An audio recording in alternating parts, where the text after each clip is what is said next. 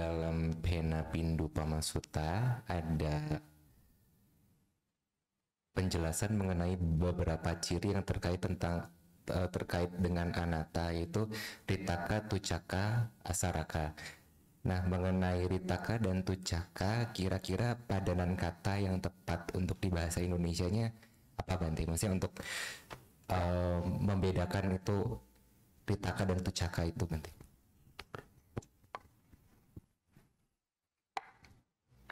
Saya lihat dulu ya katanya.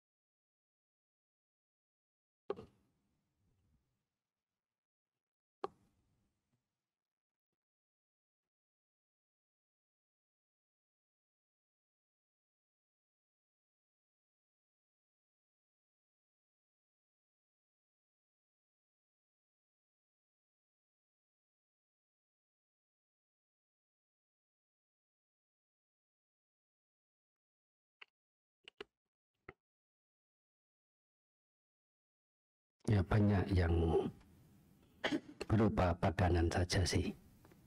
Misalnya kosong dengan ompong dengan kopong, ya sama. Kalau bahasa Jawa ada istilah gabuk, ya itu juga padanan dari kosong juga. Sebagai ya variasi atau sebagai penegasan. Rita ya kosong juga. Tucak itu tidak ada inti. Tucak itu seperti ini, batang pisang.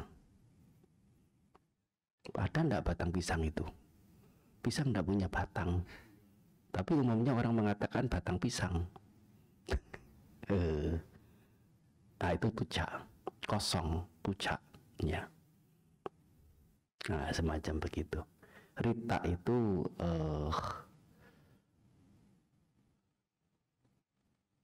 paham, tapi istilah penjelasan dalam bahasa Indonesianya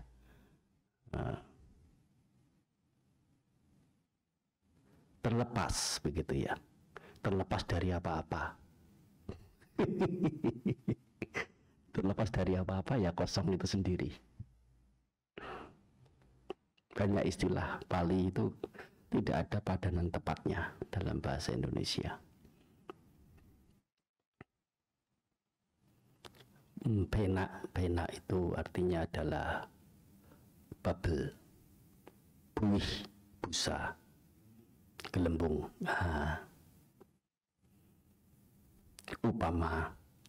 Upama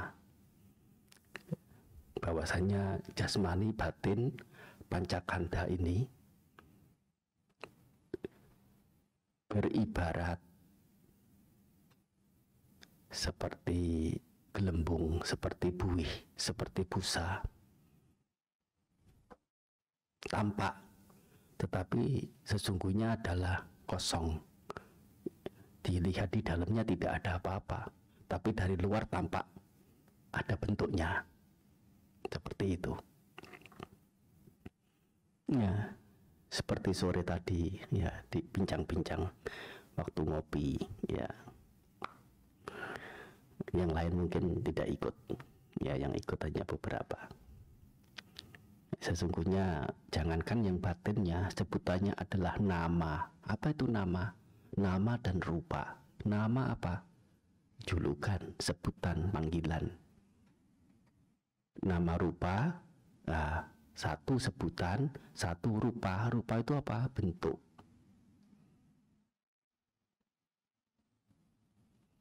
Ya, yang nama itu memang tidak ada bentuk, namanya nirrupa.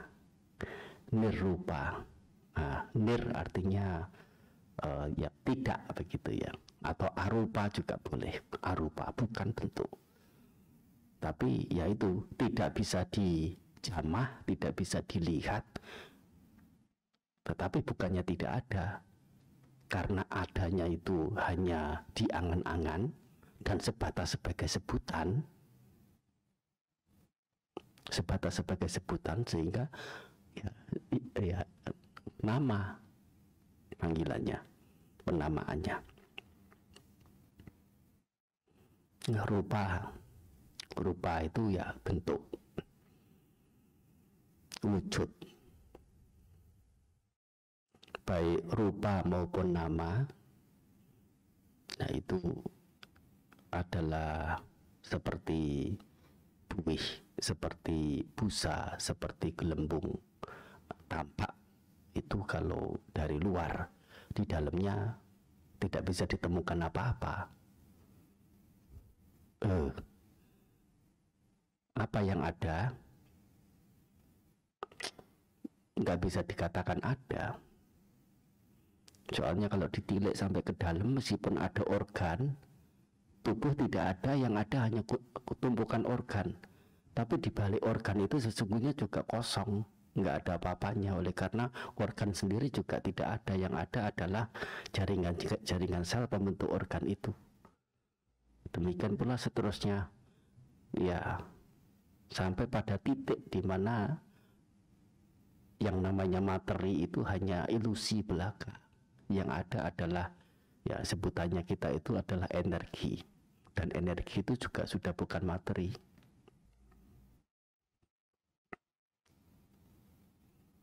Kenyataannya demikian, kenyataannya adalah kosong seperti itu, sehingga dalam bentuknya,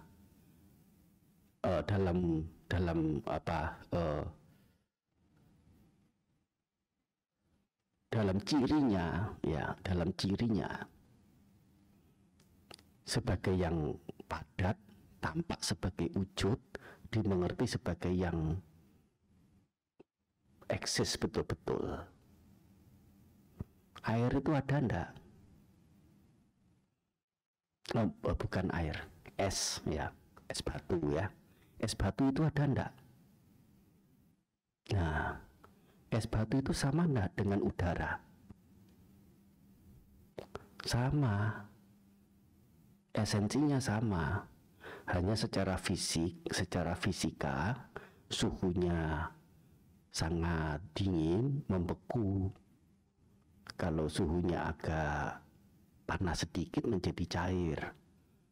Kalau panas sekali menjadi uap. Dan uap itu bukan es, uap juga bukan air. Kita mau mengatakan air ada enggak di udara? Ada. Bukannya tidak ada. Yang namanya humidity, kelembaban. Kelembabannya kecil, kelembabannya besar. Kalau kelembabannya sangat besar, nah berbentuk butiran-butiran, namanya adalah fog. Apa? Kabut. Kalau besar lagi, namanya adalah embun, sudah jatuh. Itu juga dari mana embun? Dari udara, bukan dari danau, bukan dari laut, bukan dari sungai. Ilusif sesungguhnya, yang tampak sebagai es batu, tampak sebagai air. Ya, orang menganggap sebagai onggokan, sebagai sosok yang betul-betul eksis, ada intinya. Es tidak ada intinya, air tidak ada intinya. Setelah berupa butiran molekul air, termasuk yang ada di udara itu, dipecah lagi ternyata, yaitu unsur hidrogen dan oksigen. apanya yang mau dipegang dari yang namanya es batu atau air? Nggak ada. Ini nyata, ilmu pengetahuan yang siapapun yang punya pengetahuan mumpuni bisa membuktikan, bisa menyaksikan. Bukan pilihan orang-orang tertentu yang ditunjuk oleh sosok tertentu secara spesifik yang ia saja yang bisa melihat. Tidak ada istilah begitu dalam Buddhis. Tentu ada kriterianya. Siapa? Setiap orang yang mumpuni, punya dasar pengetahuan.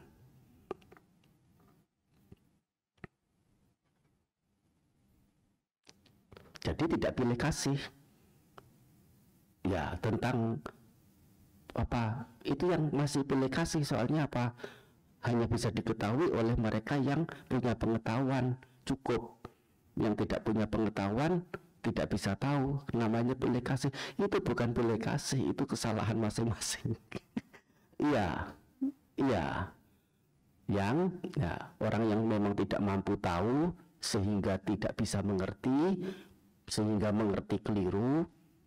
Bukan menggunakan pengertian-pengertian mereka yang punya pengetahuan tidak mumpuni itu sebagai kriteria dalam membuat sebuah kebenaran atau doktrin.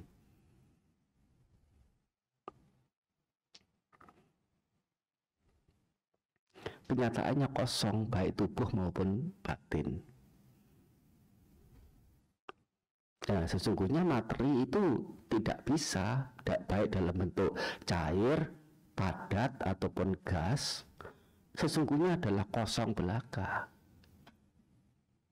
Tetapi, materinya sebetulnya tidak bisa dijamah, tidak bisa dilihat. Yang bisa dilihat, bisa dijamah, bisa diketahui cirinya, itu adalah bentuknya. Yaitu apa bentuk itu? Ruang yang digunakan satu onggokan dalam berdiam, dalam menjadi ada itu adalah bentuk, menjadi punya postur. Manusia posturnya begini, hewan tertentu posturnya begini, tumbuhan tertentu posturnya begini. Postur bisa berubah-ubah.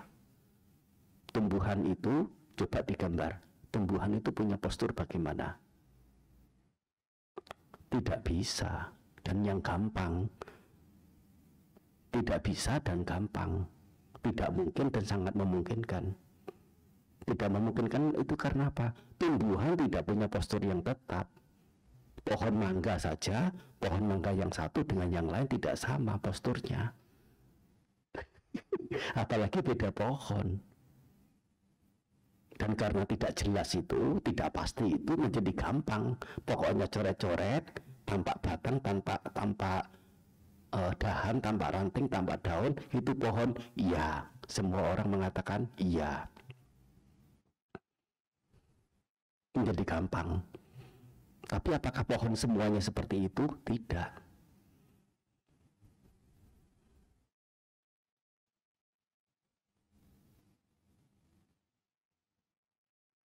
Nah, ini namanya bentuk. Bentuk bukan bendanya. Bentuk selalu berubah. Rupati dirupang. Suatu keberadaan yang mengalami kehancuran. Sebutannya adalah rupa, bentuk. Apa makna kata bentuk itu atau rupa itu? Adalah keberadaan yang selalu mengalami kehancuran.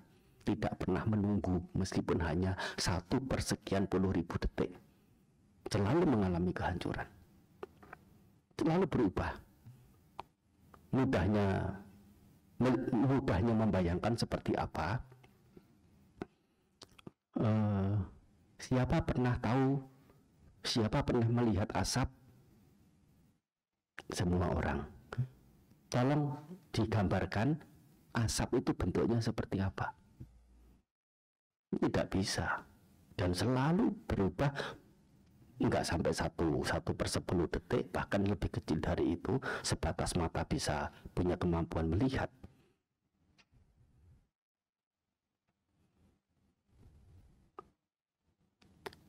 Tubuh juga sama, besi juga sama.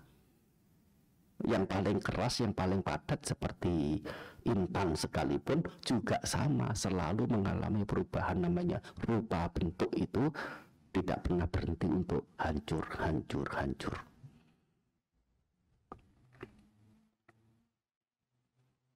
Saat kita duduk, saat duduk saja sudah tidak sama kok.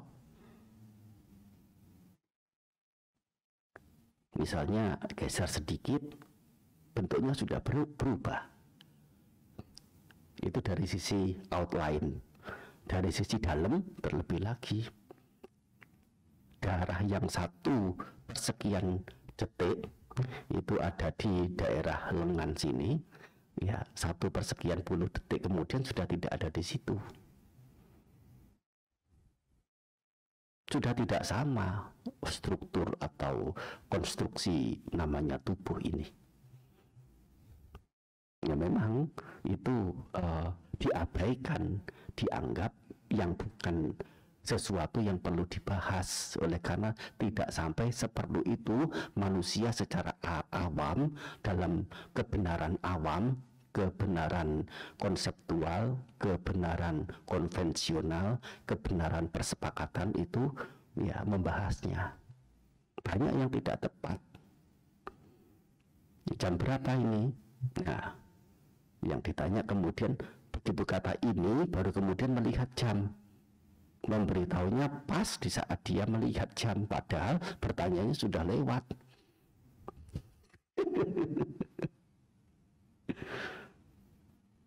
Kalau memaksakan, oh bukan jam itu yang saya maksud, jam sewaktu sehabis saya mengatakan ini itu jam berapa. Itu cari perkara namanya, bukan bertanya waktu.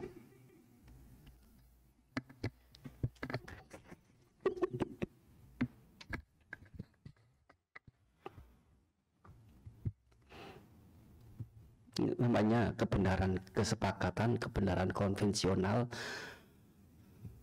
sifatnya relatif dan sifatnya ya cukup untuk manusia sesama berkomunikasi, berinteraksi.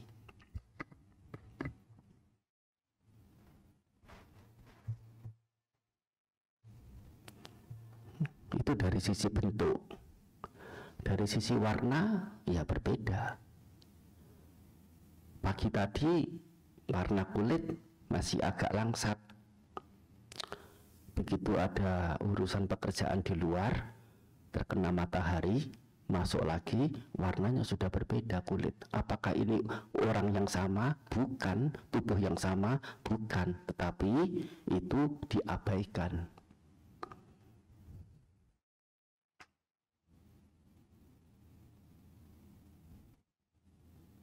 Orang mengerti benda itu dari sisi warnanya.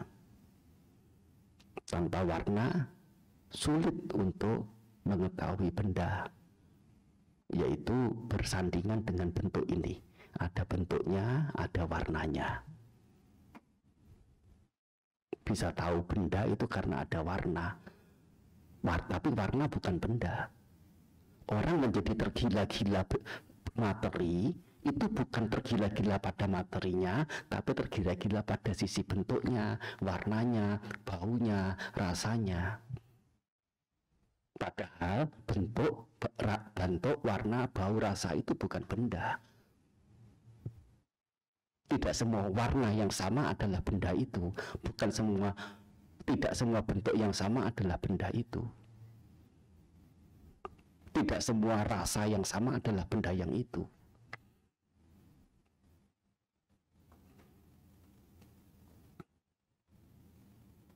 Jadi terkicohnya itu bukan terkicoh oleh bendanya, oleh materinya, tapi terkicoh oleh ciri-ciri yang ada pada benda itu. Termasuk rincian benda itu, nah ada anorganik dan organik. Anorganik itu yang ya itu istilah apa namanya,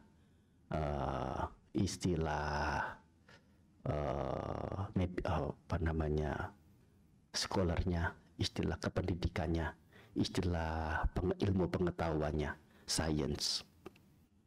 Kalau istilah Buddhisnya itu sakwinyana kak, sakwinyana kak. Nah, yang tidak ada winyana dan yang ada winyana.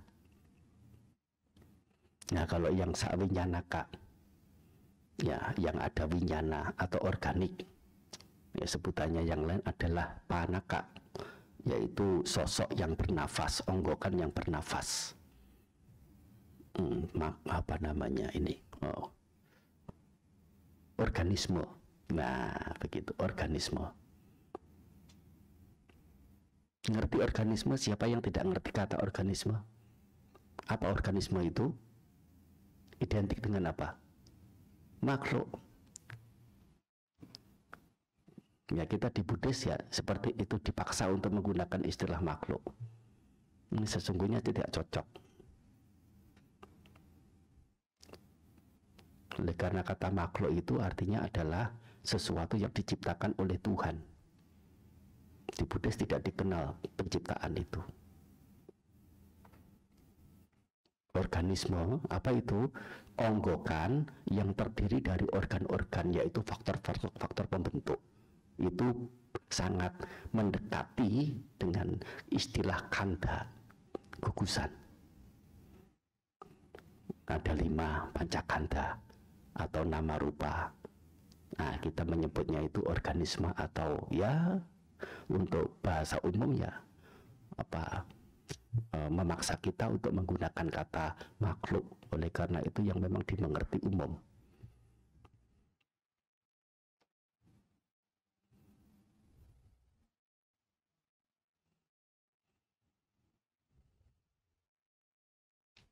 Nah, jadi dalam savinyanaka ini selain ada materi, tetapi materi ini sesungguhnya tidak dapat dijamah, tidak dapat dikenali. Dikenalinya itu lewat bentuk, lewat warna, bau, rasa. Kalau lebih mendalam lagi ada yang namanya ada oja, yaitu sari, nutrisi. Ada jiwitindriya, sebagian ada jiwitindriya, sebagian tidak. Seperti misalnya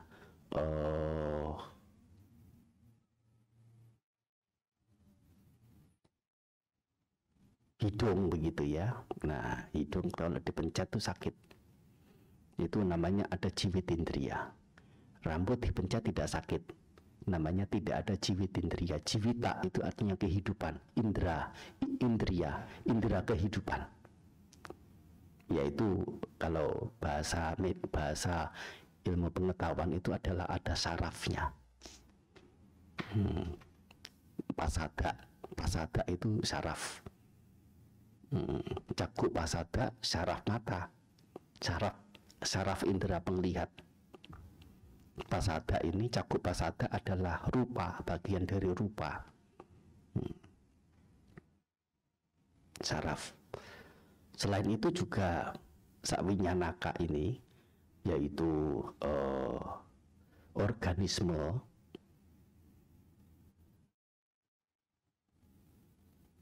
organik ya, benda organik ini masih juga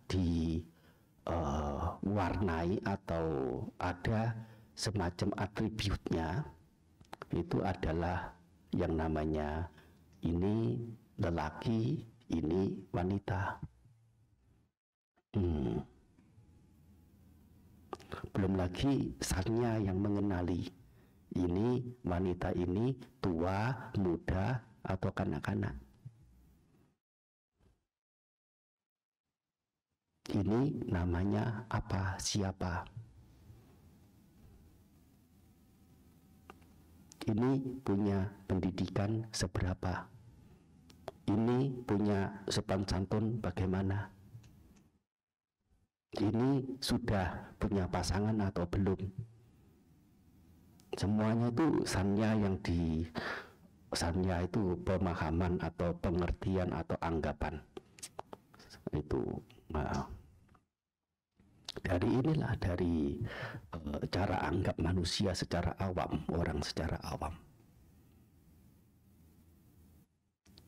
Semua atribut itulah yang mengikat seseorang, yang mendorong seseorang, yang menjuruskan seseorang untuk melekati yang namanya materi.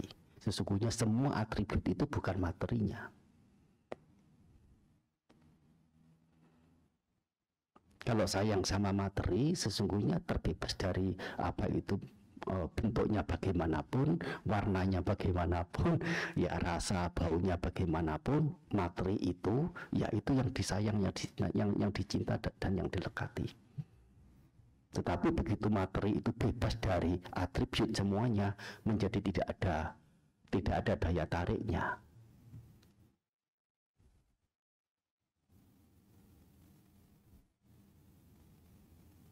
Dan permasalahan penderitaan itu tidak usah berkaitan dengan sisi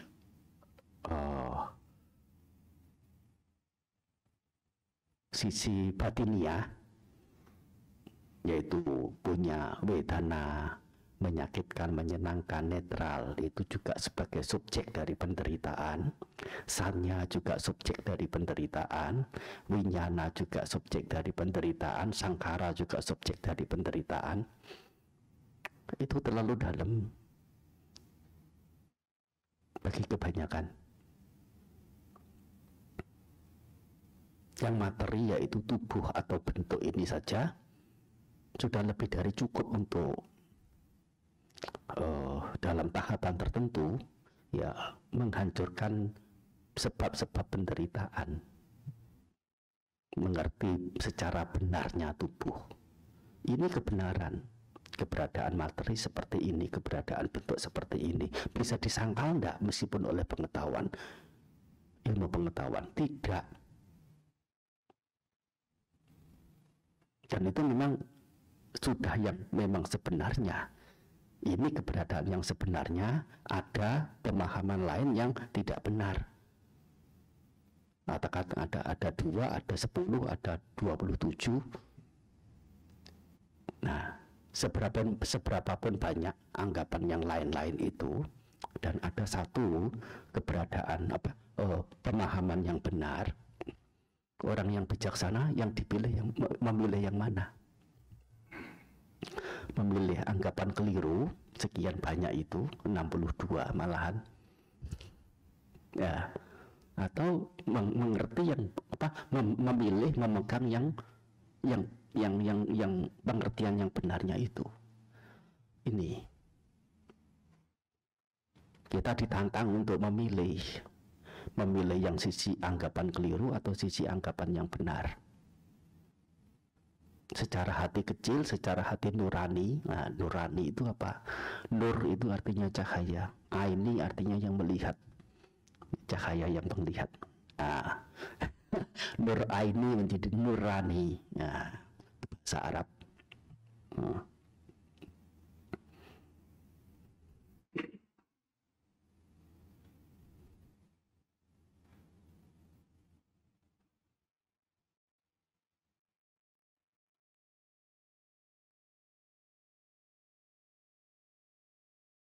Secara hati kecilnya, secara lubuk namanya apa itu ya, hati kecil atau apa namanya, istilahnya apa, ada istilahnya sendiri. Itu maunya sih memilih yang benar, tetapi ditolak oleh siapa? Ditolak oleh pihak yang mengatasnamakan sebagai si aku.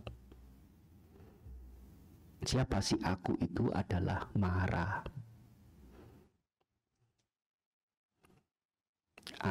Si aku ini telah terlanjur menyerahkan akunya ini, keberadaannya ini, baik jasmani dan batinnya, untuk bisa diwakili oleh Mara.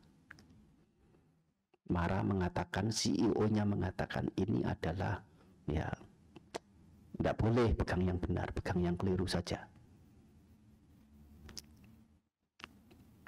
Paham tidak kira-kira? Bisa mengikuti tidak? Bingung? Nah,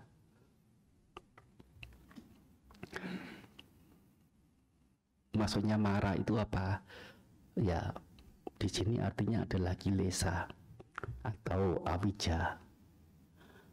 Cara anggap keliru termasuk juga pengotor-pengotor batin yang lain, ya, dalam bentuk keserakahan, kebencian, dendam, kepalsuan, tinggi hati, kekikiran, ya, dan sebagainya.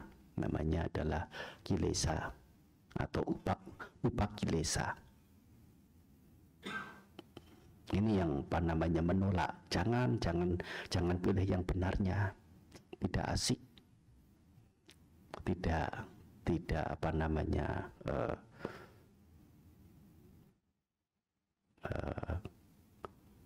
tidak menggairahkan.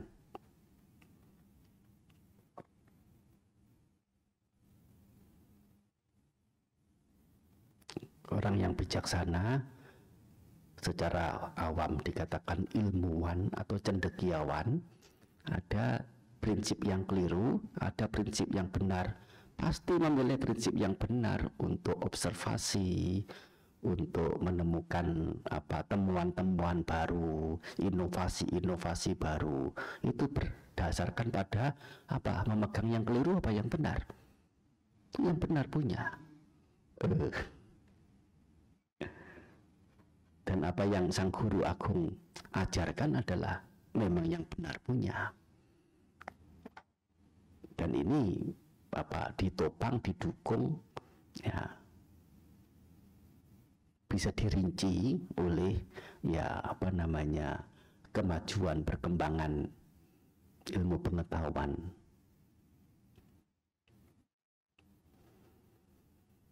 Tanpa tilik lebih jauh, ya, hanya disuruh memilih ini yang benar, ini yang keliru. Secara hati kecil sudah mestinya memilih yang benar.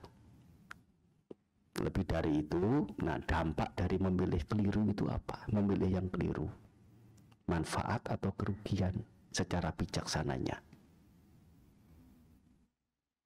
Sebaliknya, memilih yang memang sisi benar, ya, itu kerugian atau manfaat untuk diri.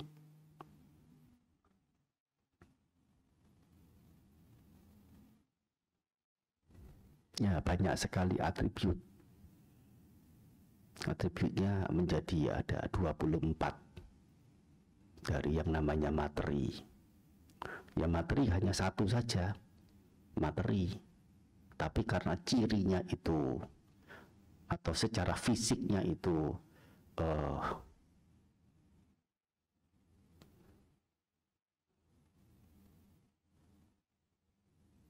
punya bentuk yang berbeda-beda, hanya urusan suhu saja. Suhunya dingin menjadi padat, suhunya, atau memang dari ciri atom, ya, pembentuk materi itu sendiri yang memang punya ciri. Beberapa dalam suhu tertentu, nah itu padat, meskipun suhu 100 derajat masih padat. Seperti misalnya besi, kalau sudah 700 derajat sudah meleleh, ya.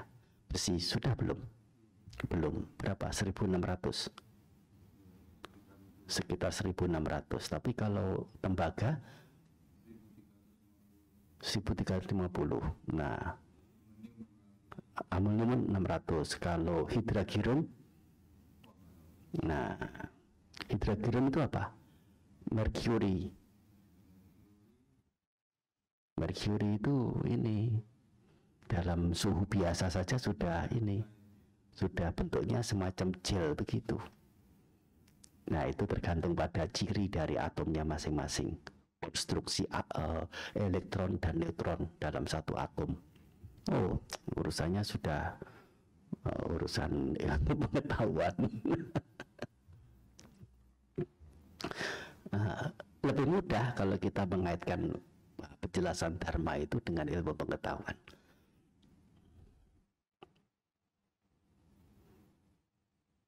Itu dari sisi fisiknya itu berubah-ubah sesuai dengan berat jenis atau ciri dari materi itu sendiri, dan ada faktor suhu atau panas ini membuat bentuknya berubah-ubah.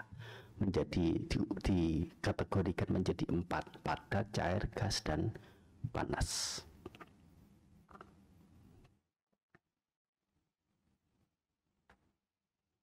Yang mana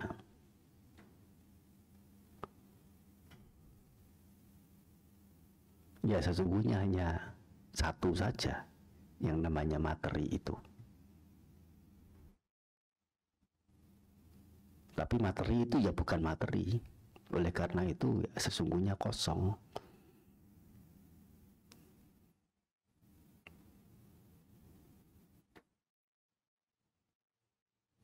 Sudah apa namanya, ya sebetulnya bukan hanya 4 sih ya, padat, cair, tapi ada tengah-tengah antara padat dan cair, namanya apa? Apa? Yang lembek-lembek itu apa? Ya kental, ya dikatakan padat tidak, cair pun bukan. Antara kental dan cair apa namanya? Encer. Apa? Ya encer itu ya boleh, idealnya encer memang cair ya, tapi ya itu lebih luas makna encer itu. Sesungguhnya masih itu tidak bisa dibilang itu ada berapa.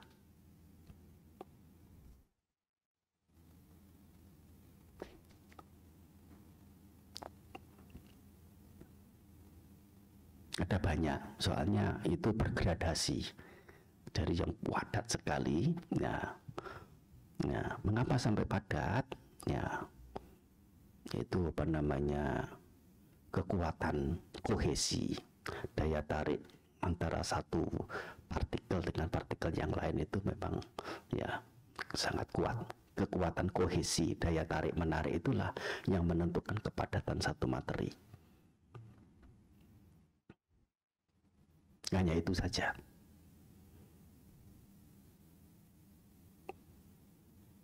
Belum lagi, nah yang sesungguhnya itu hanya satu, dan yang satu itu sesungguhnya adalah kosong, dibagi menjadi 4 sesuai dengan ciri fisiknya.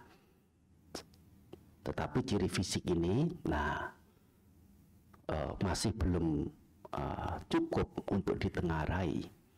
Ada yang namanya atribut yang lain yang ada 24, namanya upada rupa. Rupa atau bentuk pendukung.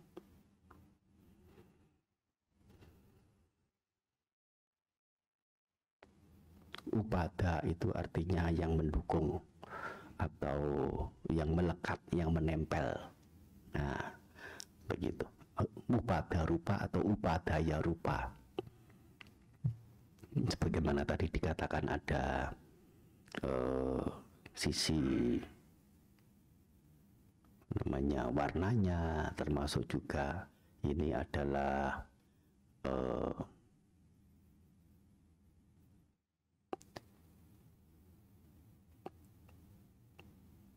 lelaki, wanita, itu upada rupa namanya.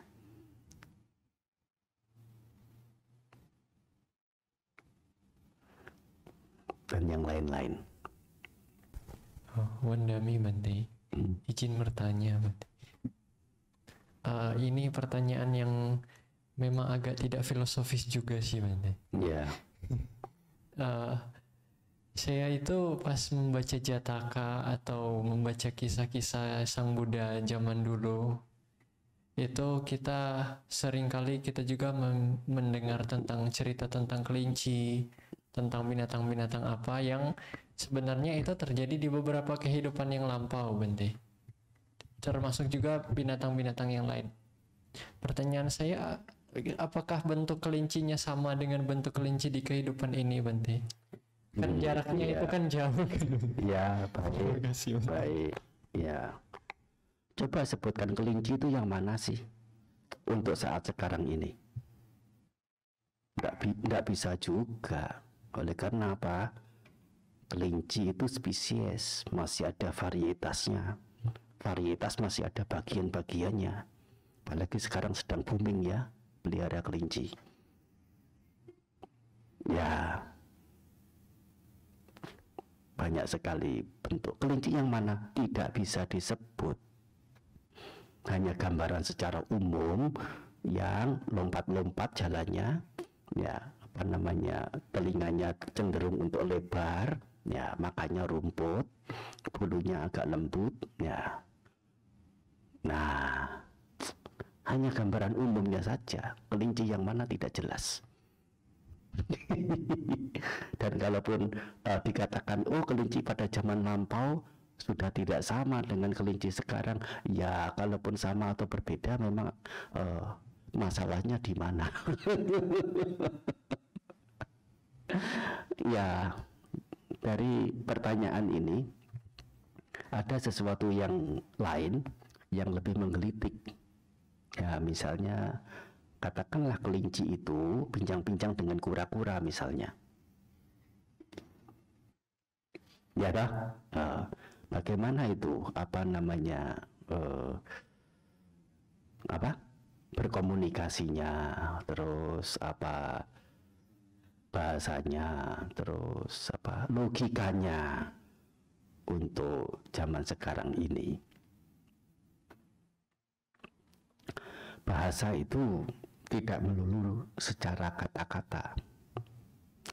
Ada bahasa, ya suara tertentu ya itu punya seperti misalnya monyet itu punya bahasa verbal, tetapi terbatas. Termasuk juga ayam punya bahasa verbal. Kokok kokok kokok kokok. Nah, itu oh ada makanan. Anak-anaknya lari datang, ya, betul ya? Nah, tapi kalau suaranya beda langsung bersembunyi. Ada bahaya. Binatang punya bahasa meskipun itu verbal, ya memang sederhana.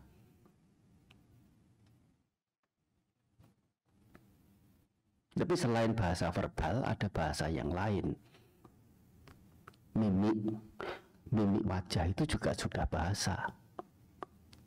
Ya, sikap dengan menghentak-hentakkan kaki depan, kaki belakang, atau menghibas-hibaskan ekor, atau ekornya diangkat ke atas, atau ekornya ditelungkupkan ke bawah, ke dalam begitu. Itu bahasa. Jangan memungkinkan antara satu dengan yang lain. Binatang itu ya punya bahasa meskipun beda jenis, beda spesies, beda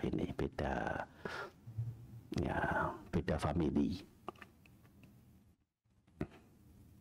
Misalnya kura-kura dengan kelinci misalnya ya.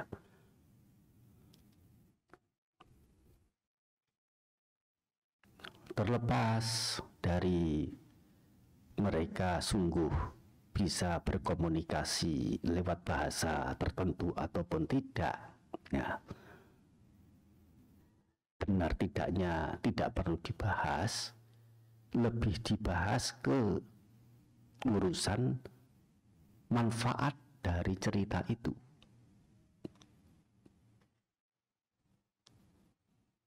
Setelah seseorang mendengar cerita itu, kira-kira ada sesuatu yang bisa diambil yang berupa manfaat tidak?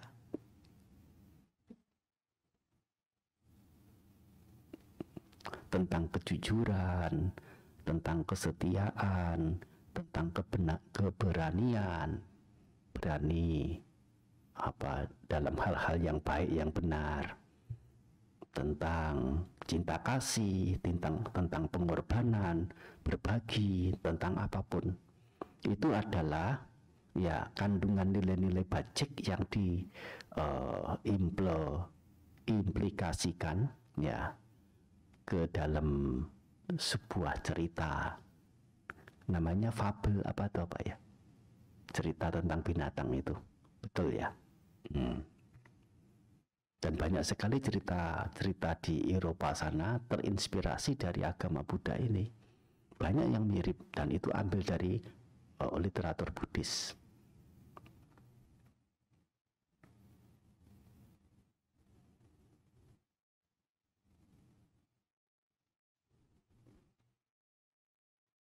Tetapi kandungan yang ada di dalamnya itu adalah membawa manfaat berupa nilai-nilai luhur yang seseorang bisa dapatkan setelah mendengar cerita itu.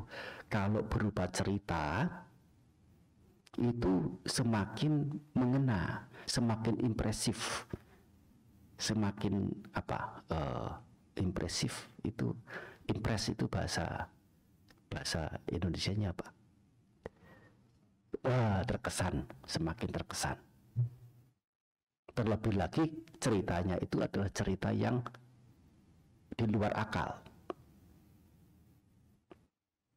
Otak kita itu bawah sadar akan terus mempertanyakan sesuatu yang tidak masuk akal.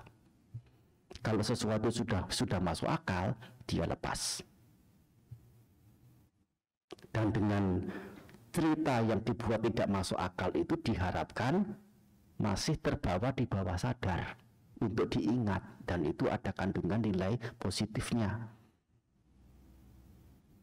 Ini loh, terlepas dari cerita itu benar atau tidak, bisa ngomong atau tidak kelinci dengan kura-kura ini, bukan menjadi poin penting untuk dibahas, tapi ciri manfaatnya, sisi manfaatnya yang diutamakan. Jangan kemudian itu cerita bohong, itu cerita tidak masuk akal, itu tidak benar, itu palsu. Tidak semestinya untuk diperdengarkan, tidak semestinya untuk diceritakan. Ya, jangan begitulah. Kita sendiri termasuk juga menganjurkan anak-anak, membiarkan anak-anak ya untuk melihat Mickey Mouse, untuk melihat Tom and Jerry. Mereka saling bincang, saling pukul, saling menggoda, ya kemudian nyemplung ke air, tahu-tahu brut, ya kemudian sampai gepeng, kemudian ya hidup lagi.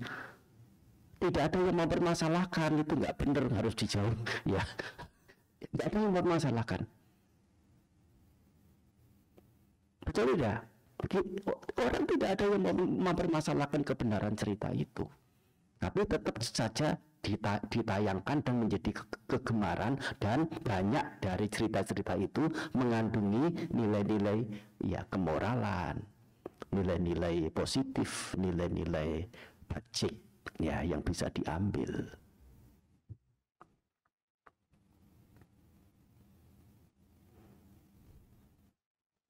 Termasuk juga film-film yang ditayangkan yang menjadi menggemparkan dunia, ya banyak sekali judul filmnya. Ya kalau dihitung jumlah film ini, ya sampai kita mati belum habis, saking banyaknya jumlah film yang sudah tertayang selama ini, ya.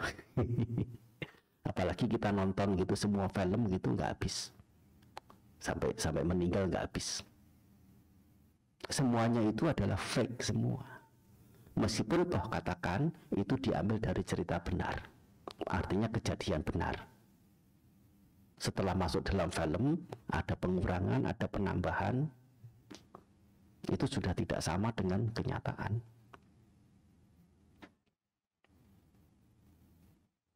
Ya namanya itu adalah menjadi konsumsi dunia, konsumsi masyarakat dunia, konsumsi masyarakat awam, sedemikian rupa itu. Dan kita merasa tidak masih awam, memerlukan hal-hal yang inspiratif, sifatnya itu ya kebajikan-kebajikan duniawi lah katakan, ya kedermawanan, kerendah hatian, tahu terima kasih dan sebagainya. Butuh enggak itu dalam posisi kita sebagai orang bijak yang mau maju? Perlu.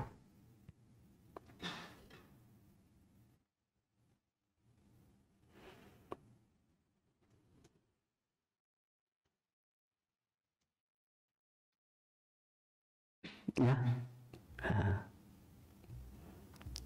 Ada pertanyaan lain silakan. Atau apa yang sedang dibahas ini kalau masih menggantung, ada hal yang perlu dipertanyakan lebih lanjut, ya silakan.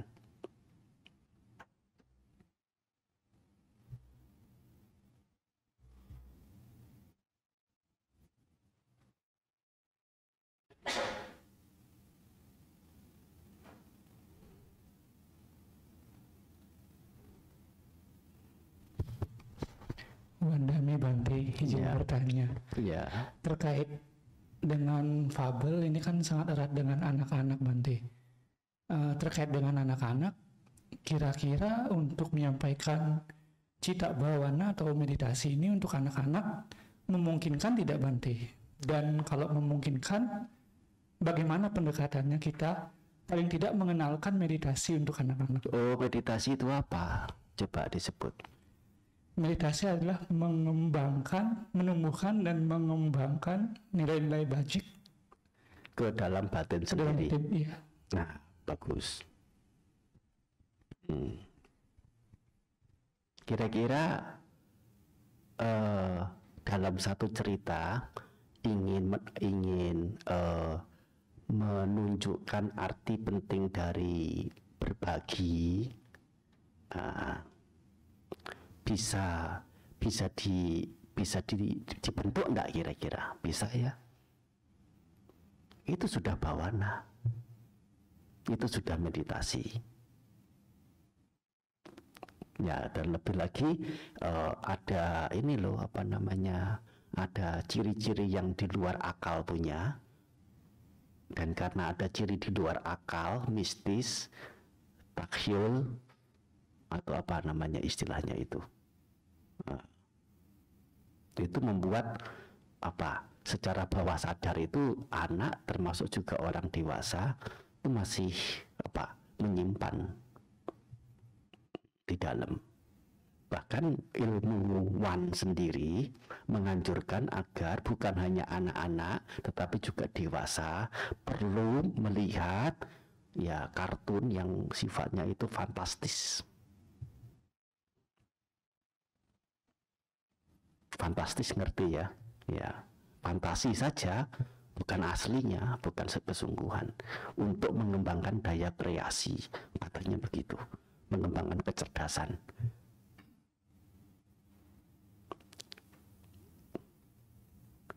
Orang zaman dulu bukannya orang bodoh, sehingga ngerti yang sifatnya takhayul, mistis, mengajarkan sesuatu yang takhayul, mistis, sehingga ada cerita tentang kelinci ngomong dengan kura-kura.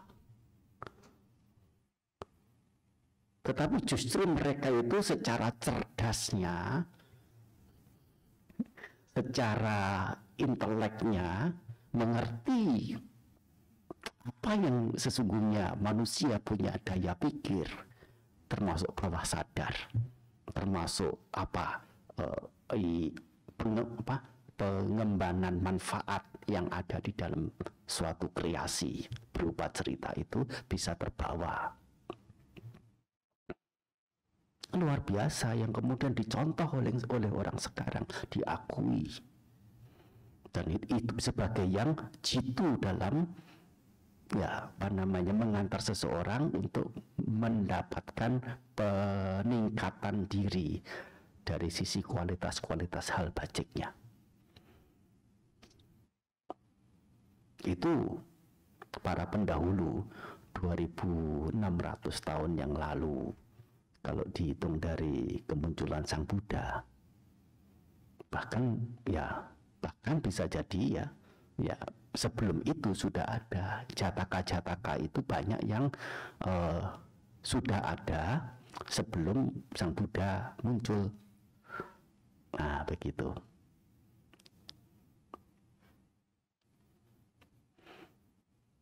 Maksudnya jataka itu kalau jataka itu kan kehidupan lampau sama Sang Buddha. Ada banyak cerita ya dalam jataka itu ya, yaitu memang sudah ada ya, kemudian diangkat oleh Sang Buddha, diajarkan. Oleh karena Ya, cerita itu atau syair itu yang punya jalan cerita, punya nidana, punya sebab-sebab, punya alur cerita sedemikian rupa, yaitu sudah ada di masyarakat, ya, dan mengandungi nilai-nilai positif bagi yang mendengar dan mengingatnya.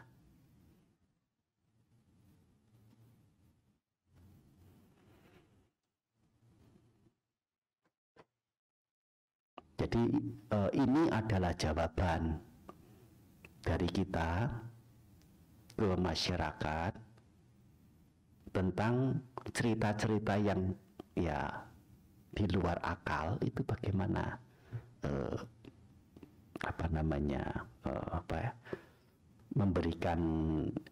memberikan jawabannya. Di zamannya Sang Buddha, cerita-cerita orang mencapai kesucian sepertinya kok gampang sekali ya Bante ya. Bahkan ada anak samanera umur 7 tahun tuh tidak berapa lama jadi samanera udah mencapai arahat. Nah, hal seperti ini apakah timbunan karma-karma masa lampau yang dikumpulin berjuta-juta tahun kehidupan sehingga menjadi seperti itu Bante? Ya, jawaban konvensionalnya begitu. Jawaban yang tidak akan disanggah. Jawaban yang aman.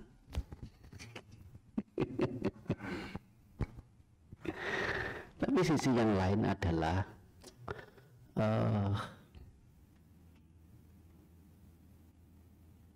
permaknaan suci yang ada beberapa tingkat: Sotapanna, Sakadagami, Anagami, Arahata.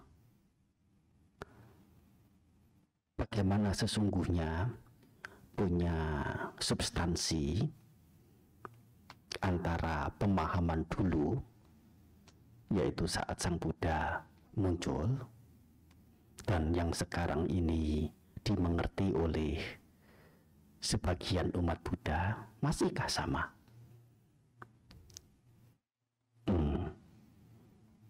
Apakah tidak ada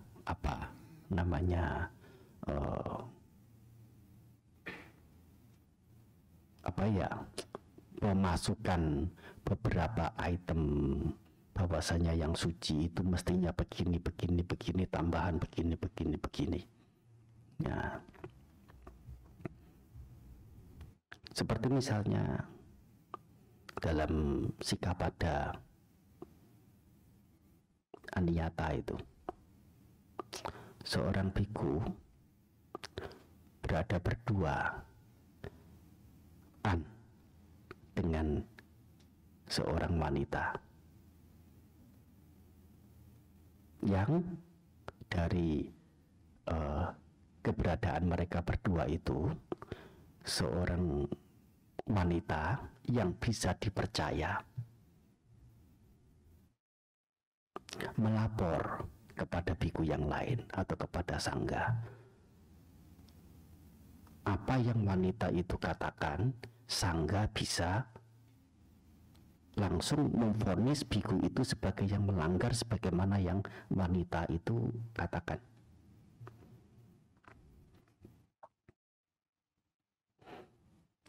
Kemudian oleh kata-kata acarya, yaitu para guru yang menyusun penjelasan Tipitaka, bahwasanya wanita yang punya keyakinan ini adalah wanita yang setidaknya telah mencapai kesucian Sotapanna. Pada praktik nyata untuk zaman sekarang ini, siapa yang disebut Sotapanna menjadi sulit.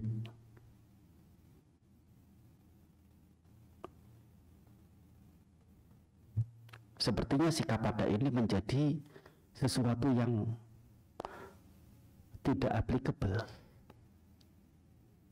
tidak bisa dijalankan.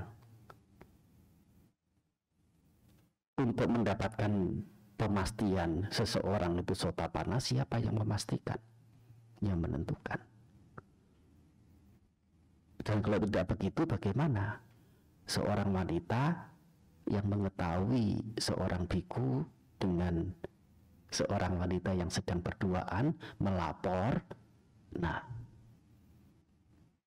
kata-katanya bisa dipercaya.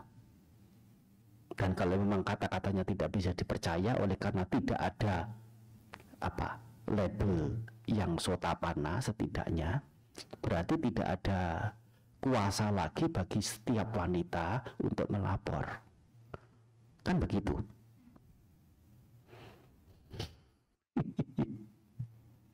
Tapi ini yang terjadi, yang ada.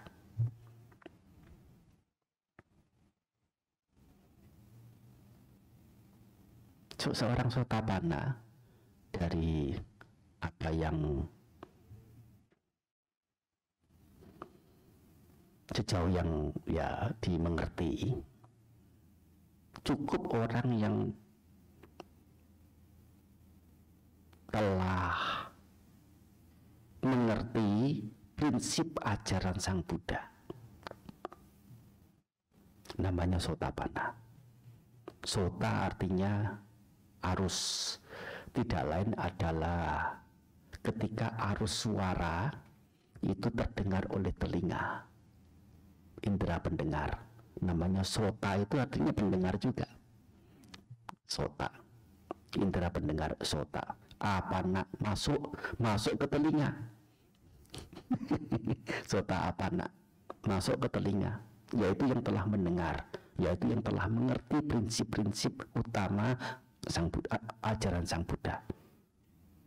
Selesai sampai di situ, tidak perlu meditasi, yaitu cita wisuddhi. Ya, sebelum ada cita wisuddhi, kemurnian secara batin, yaitu batin terbebas dari pengotor-pengotor batin, keserakahan, kebencian atau yang lain-lain. Sehingga seorang sotapanna itu yang masih punya kebencian, masih punya iri hati, masih punya keserakahan, masih pesolek dan sebagainya.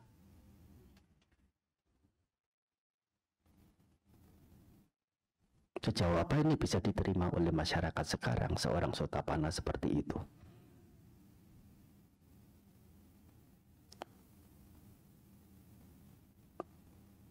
Dengan kriteria silanya sempurna, dengan kriteria ini itu apa dan sebagainya. Nah, begitu.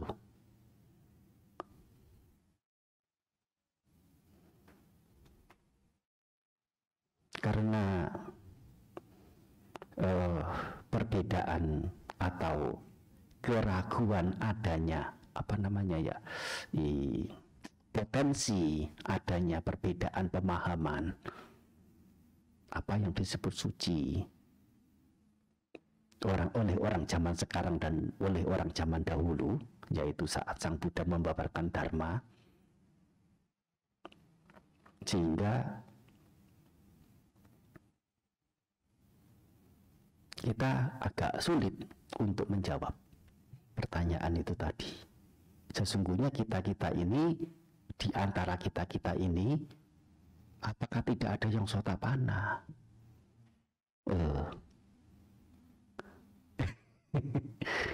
Memungkinkan sekali, banyak sudah sotapanna. Di Indonesia ini, umat Buddha Indonesia ini. Termasuk juga Sakadagami. Yang, meskipun belum total menghancurkan pengotor-pengotor batin, tapi setidaknya sudah mengurangi, banyak berkurang keserakaan kebenciannya. Begitu.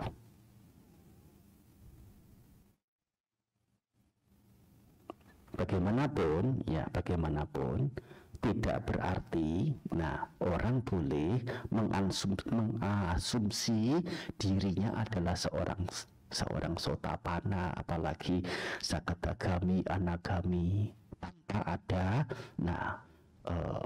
pemahaman yang sesuai tentang apa sih sesungguhnya Sotapanna itu, harus punya pemahaman sampai di mana. Ya, ada saja orang yang berasumsi dirinya sudah Sotapanna.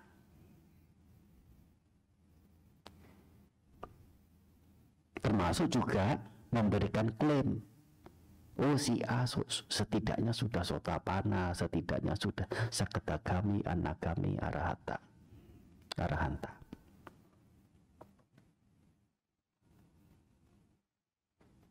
Bukan berarti gampang untuk klaim, untuk asumsi, untuk punya anggapan sedemikian rupa juga. Nah, begitu. Bukannya tidak memungkinkan zaman sekarang itu ada orang-orang suci.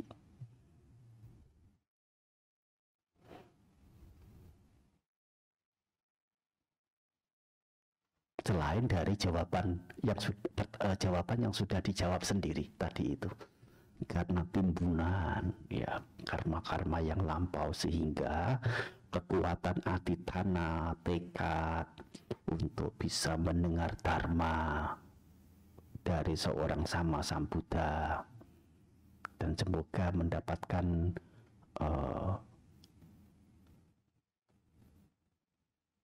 bagian pencerahan yang Sang Buddha telah capai.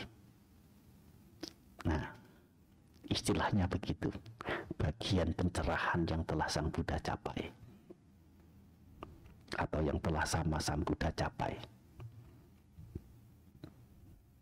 sehingga punya aditana yang kuat, tekad yang kuat, kesungguhan hati yang kuat, juga didukung dengan pelatihan-pelatihan yang dengan kesungguhan hati untuk mendukung nantinya, untuk memberikan alas pondasi nantinya ketika ia betul terlahir, ketika muncul Sama Sambuddha.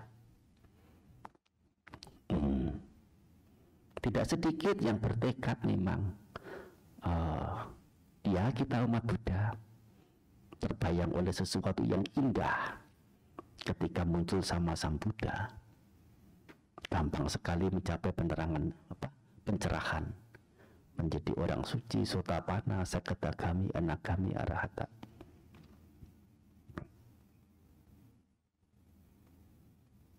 Karena Sama Sambuddha Gautama sudah lewat, sudah parinibbana, yang diharap adalah Bodhisattva Meteya yang nanti menjadi Sama Sambuddha, sehingga punya tekad tampak mulia sekali.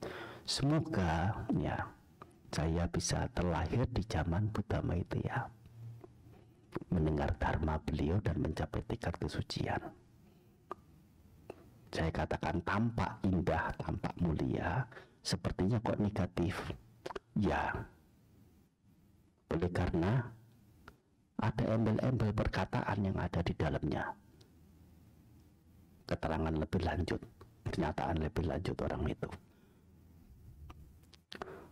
Untuk saat ini dalam kehidupan saat muncul dharma dari Sama Sambuddha Gautama ini, saya pending dulu.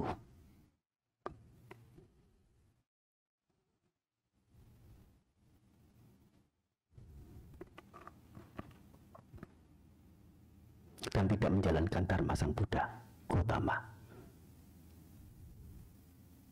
Hanya berharap nanti bertemu dengan Sama Sambuddha Meteya. Tahu tidak, pemikiran dia yang seperti itu mungkin juga sudah pernah ada saat dia sedang berada dalam ajaran Sama Sang Buddha sebelum-sebelumnya, dengan mengatakan nanti Sama Sang Buddha depan, ya semoga saya bisa terlahir di zaman beliau. Tapi tidak berlatih. Akibatnya apa? tidak punya potensi untuk mencapai, dan itu terbiasa. Tekadnya memang kesampaian, terlahir di zaman sama Sang Buddha, tapi tidak ada potensi untuk mencapai oleh karena tidak ada pelatihan. Sudah berapa sama Sang Buddha yang muncul bersamaan, kelahiran dia bersamaan dengan kemunculan sama Sang Buddha yang, dia mengabaikan, tidak berlatih, hanya berharap semoga sama Sang Buddha depan, bisa mengajar saya, kemudian santai-santai tidur-tidur.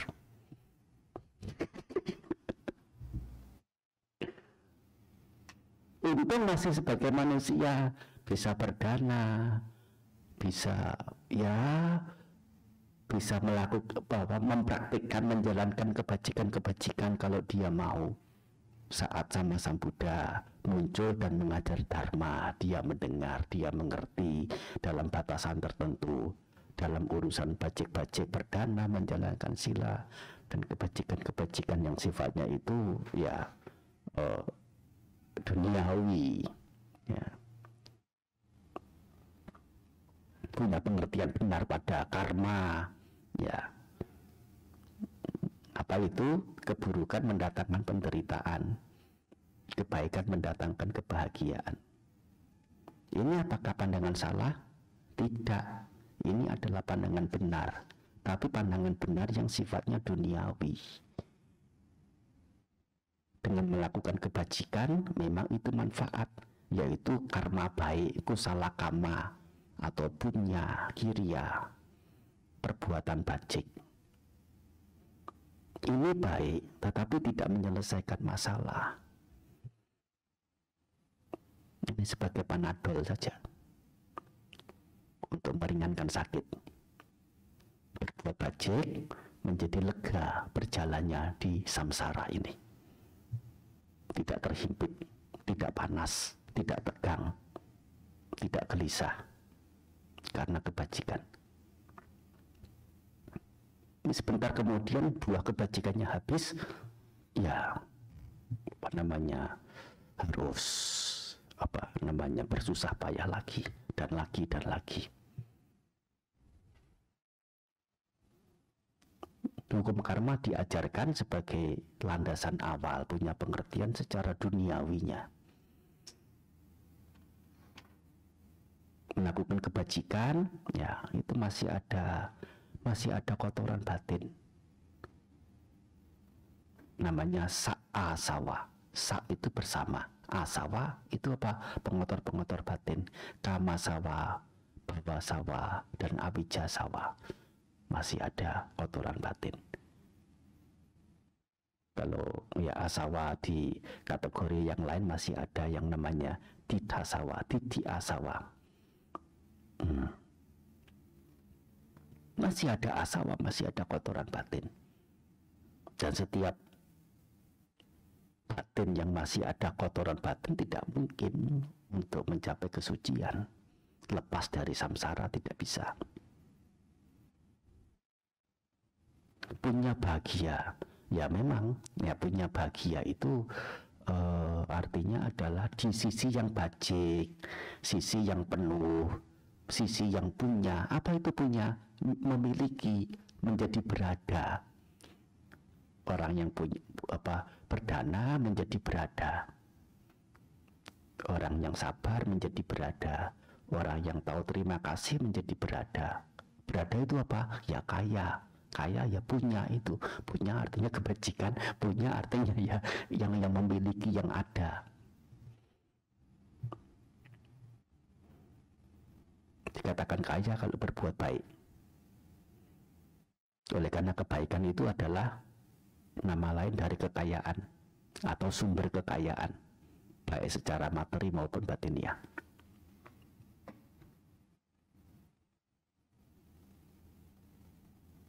Ini memang di sisi kebajikan, di bagian kebajikan, di kategori kebajikan. Upati wepaka, upati itu sesuatu yang berkaitan dengan samsara, ini namanya upati. Upati Wipaka punya ciri memberikan buah secara duniawi. Kata upati secara duniawi itu masih terbagi menjadi 3, yaitu ada kanda, ada rupa, ada nama, ada karma sangkara. Ya. Dan satu lagi adalah masih ada kilesa.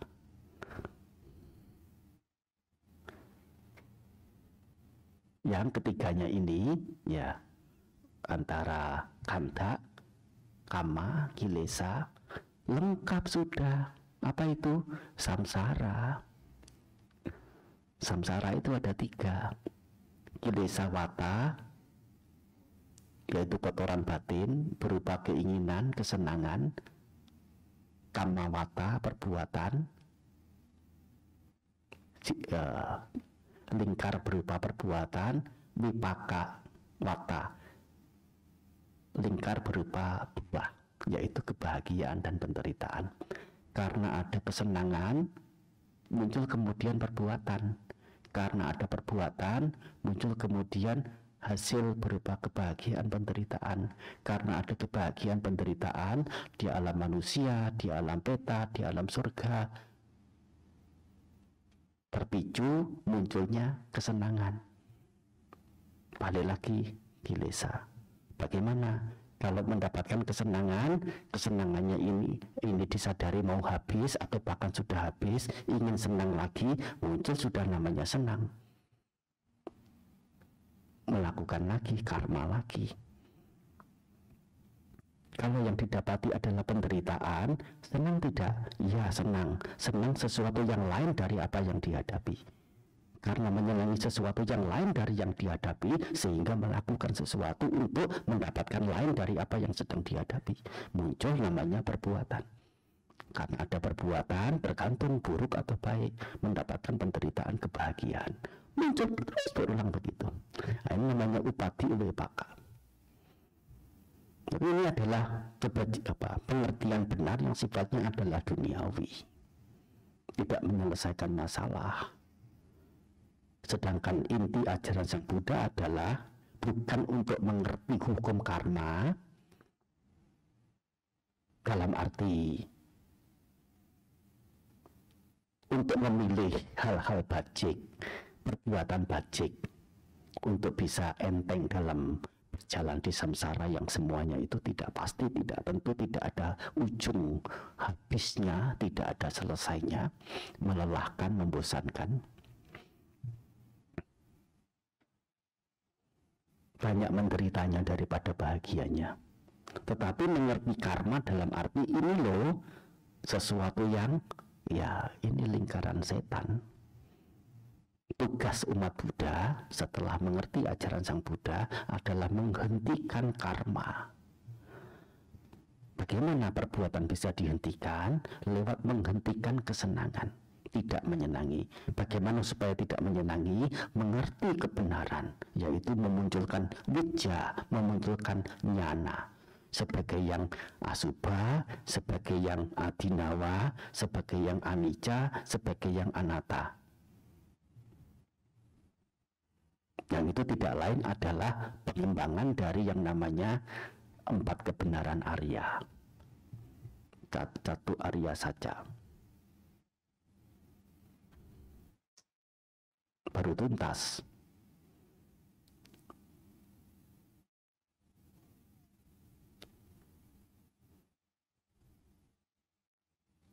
Pertanyaannya apa tadi itu ya? Oh, tentang apa kemungkinan ada kesucian ya.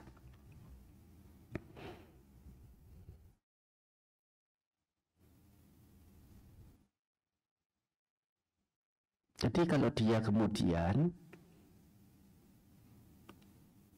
tidak beranjak untuk melatih diri pada kehidupan saat sama Sang Buddha Meteya itu muncul pun, dia tidak punya potensi cukup untuk mencapai. Bahkan betul dia terlahir di pas sama Sang Buddha Meteya itu muncul, lahir sebagai kodok. Ya, tekadnya memang kesampaian. Nah itu dia salah dalam punya persepsi bertekad, yaitu tidak jelek bertekad. Ajarannya juga sama Sang Buddha Meteya dengan sama Sang Buddha Gautama, sama Sang Buddha yang lain-lain pun sama ajarannya. Dan dikatakan sama Sang Buddha Gautama itu adalah Panyadhika, punya titik berat pada sisi kebijaksanaannya, punya kemampuan, punya kepiawaian dalam menjelaskan dharma, dalam mengajarkan dharma, dalam membuat sesuatu yang sulit menjadi mudah. Ini saja. Nah,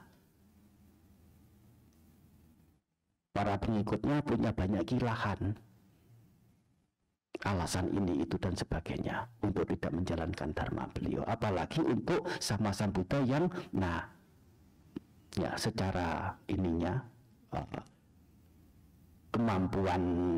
kemampuan tambahannya itu lebih inferior, lebih lagi.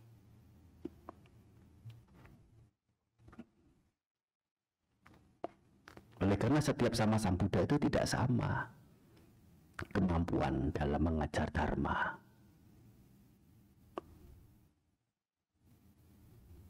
Meskipun secara standarnya adalah beliau yang punya kebijaksanaan, mencapai kebijaksanaan, beliau yang suci dan punya kewelas asihan dalam, ya, apa namanya, kepada makhluk-makhluk mengajar dharma. Ada ketiganya.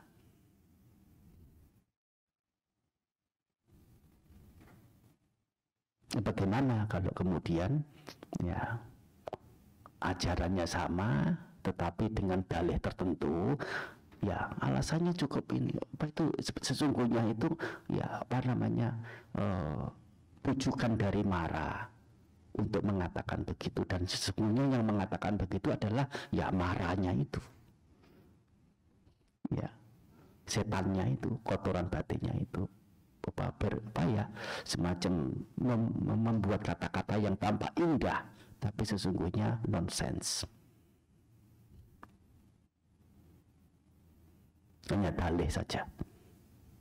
Mara yang berkata begitu, bukan diri yang sesungguhnya dia. Meskipun diri yang sesungguhnya seseorang, ya itu ya tentu jangan dimengerti, kan tidak ada dalam Buddhis. Ya jangan begitu juga. Artinya apa? Diri dalam arti adalah ini loh, satu entitas yang dimengerti sebagai makhluk yang punya keinginan untuk terbebas dari penderitaan. Nah itu dia. Tentu masih dalam konteks kebenaran duniawi, kata diri di sini. Bandami Bante, ya. Bertanya lagi.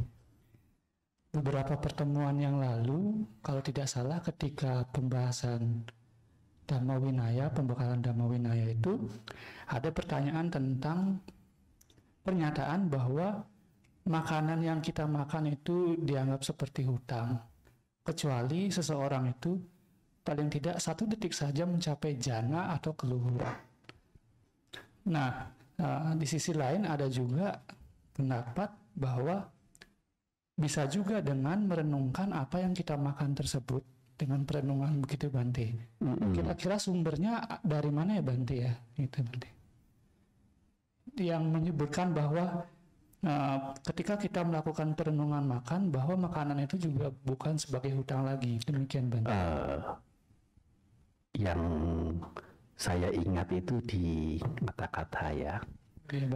Coba saya lihat apakah ada itu di Palinya atau di Tipitakanya ya. Sekarang gampang lihat Tipitaka di HP bisa.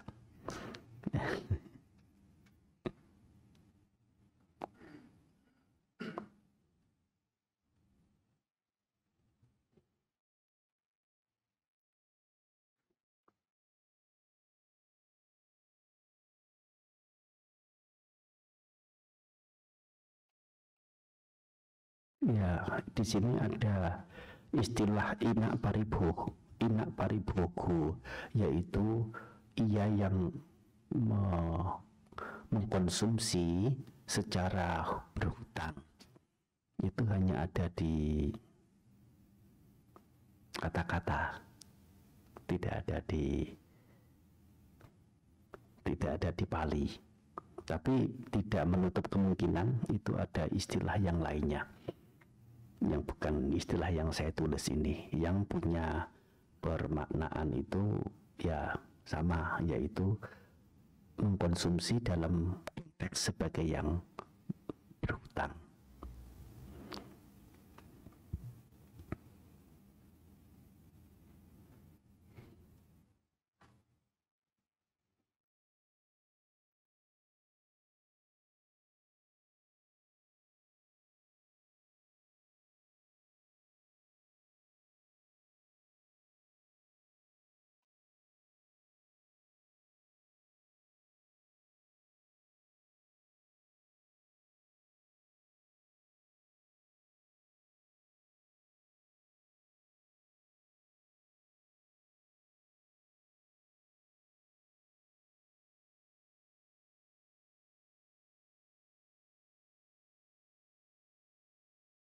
Ya, meskipun dijelaskan di kata-kata, yaitu kata-kata itu artinya pustaka pengulas, yaitu yang menjelaskan hal-hal yang sulit untuk dimengerti di Tipitaka, itu dijelaskan, diuraikan,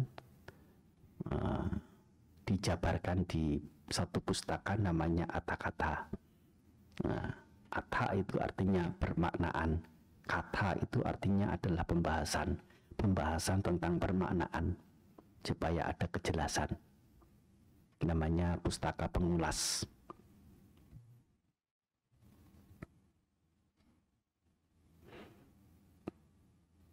Ya tentu banyak ya, itu memang diambil dari penjelasannya, banyak diambil dari Tipitaka itu sendiri, di bagian yang lain, di tempat yang lain. Ada juga yang secara implisitnya bersesuaian dengan Tipitaka. Nah begitu. Jadi tidak boleh kemudian secara asumsi atau secara kecurigaan atau memandang sebelah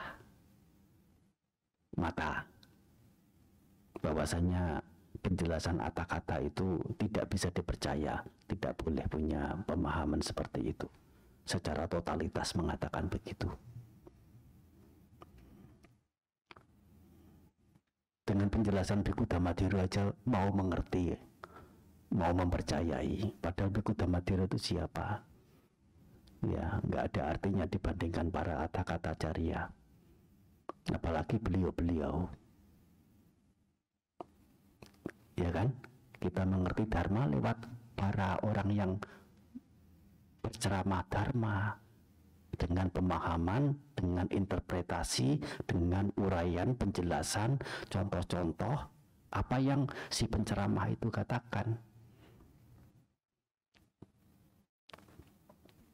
Dengan satu pemikiran bahwa yang berceramah itu akan memberikan kejelasan tentang ajaran Sang Buddha.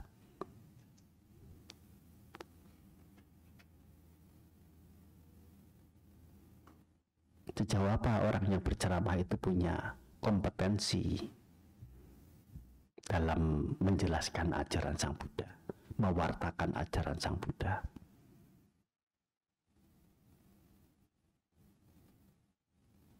Nah, jadi apa yang kata-kata acarya tulis, jelaskan, rinci, jabarkan, ya itu tentu punya niatan yang mulia, bukan hanya baik.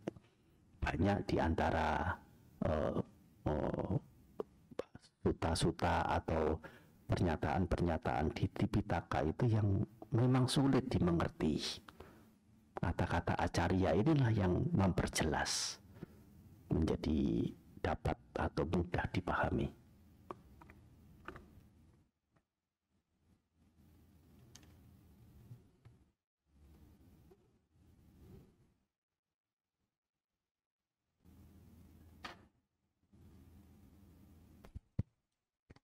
Bang Dami, Bante. Ya. Boleh bertanya lagi, Bante? Ya, silakan. Gorong saja sendiri.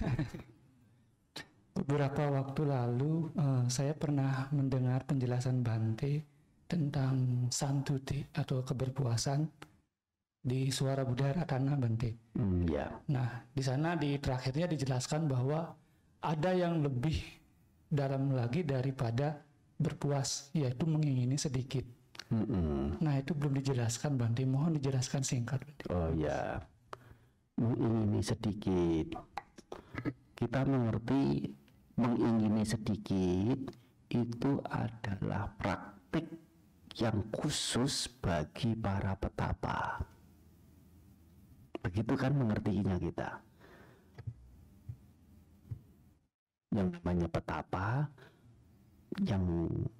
yang mengingini banyak, ya tidak cocok. Mengingini sedikit itu cocok untuk petapa dan tidak cocok untuk berumah tangga mengingini sedikit. Berumah tangga itu cocoknya mengingini banyak.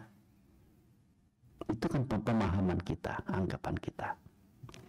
Sesungguhnya praktek mengingini sedikit itu mengandungi manfaat yang besar dan sebagai sumber kebahagiaan yang luar biasa, baik bagi petapa maupun berumah tangga. Apa mungkin Bante berumah tangga, maaf permisi, saya biasa ngomong dengan umat. Apa mungkin ya, bolehlah kalau dengan para awuso ya Bante ya, mewakilkan para awuso untuk bertanya ke saya lagi. Bisa enggak? Memungkinkan tidak seorang berumah tangga itu mengingini sedikit? Sangat-sangat memungkinkan, dan itu adalah kepiawaian dia dalam menumbuhkan kebahagiaan dalam hidup, meskipun hidup berumah tangga. Sudah menjadi satu ketentuan umum yang namanya hidup itu perlu alat untuk hidup, yaitu harta kekayaan. Harta kekayaan ada, muncul itu kalau diupayakan, tidak datang dari langit, tidak datang dari dewa, tidak datang dari pihak lain, orang lain, kalaupun orang tua.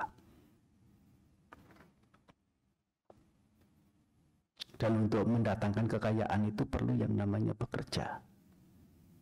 Namanya bekerja, bisa berhasil, nah itu punya kriterianya, yaitu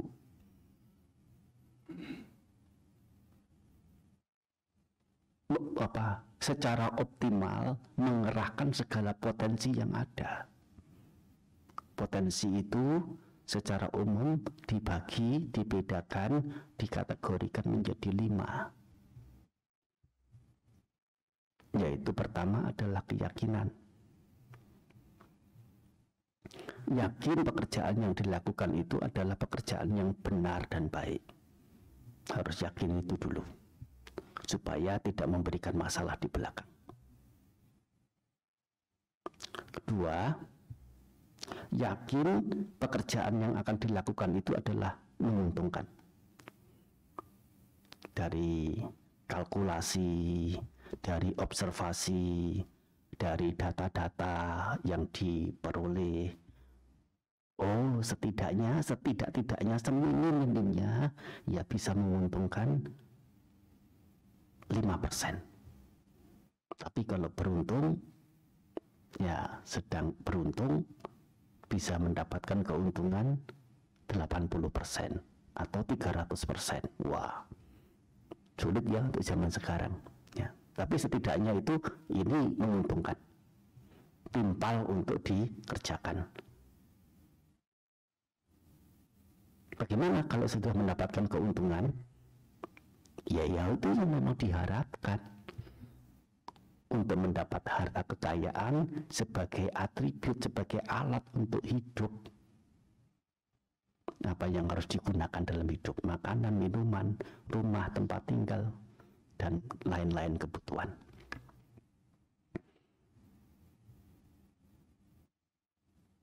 Satu lagi adalah yang disebut punya keyakinan itu selain dari tahu pekerjaan itu benar dan baik dan pekerjaan itu adalah menguntungkan, adalah pekerjaan itu dalam kapasitas potensi diri melakukan. Potensi diri, ilmuku sampai di mana, pengetahuanku, pengikut-pengikutku, karyawanku ada berapa, modalku ada berapa, jejaringku sebanyak apa.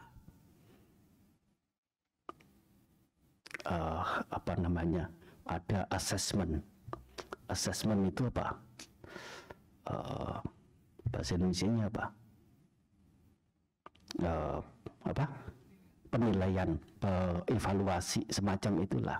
Nah,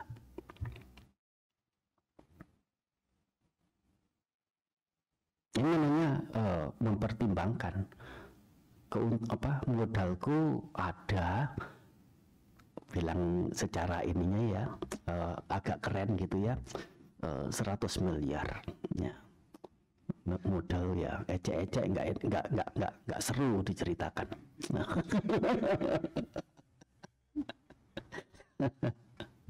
Tapi proyek yang akan aku terima ini ternyata 1.500 miliar, 1,5 T. Pinjam bank terlalu berat. Sudah pinjam bank, pinjam teman, pinjam dari teman, gadikan sertifikat, macam-macam, risikonya terlalu tinggi. Karyawanku tidak cukup, pengetahuanku tidak mumpuni, jejaringku masih kecil sedikit. Kalau dipaksakan mengerjakan, meskipun itu pekerjaan yang benar dan baik, meskipun pekerjaan itu menguntungkan, tapi karena ragu dan bahkan punya penilaian, punya assessment ini di luar kemampuan, jauh di luar kemampuan, jauh di atas kemampuan, kemungkinan untuk ya gagal sangat tinggi. Jadi harus dipertimbangkan dengan kapasitas kemampuan diri, kapasitas potensi diri, termasuk juga tidak terlalu ecek-ecek. Punya modal 100 miliar, tetapi melihat orang di pinggir jalan sore hari jualan kacang goreng, untungnya sampai 300%. Modalnya satu hari berapa? 50.000, 100.000, dapat 30% berapa? 300% berapa? 300.000. Dari 100.000 menjadi 300.000. Artinya untungnya, betul nggak? Nah, kalaupun untung jualan semalaman itu 200.000, yaitu 300%-nya, mau nggak melakukan? Nggak mau. Secara persentase memang tinggi, tapi secara kuantitasnya terlalu kecil, di luar dari kapasitas diri yang ada. Tidak terlalu tinggi, juga tidak terlalu rendah. Contohnya dibuat yang ekstrim, drastis, supaya impresif. Ini memang punya keyakinan setelah tahu itu dalam batas kapasitas potensi diri melakukan, itu menguntungkan, itu pekerjaan yang baik dan benar. Dengan keyakinan yang ada ini, apa kemudian lanjutannya yang muncul? Gairah muncul, yaitu semangat mengerjakan.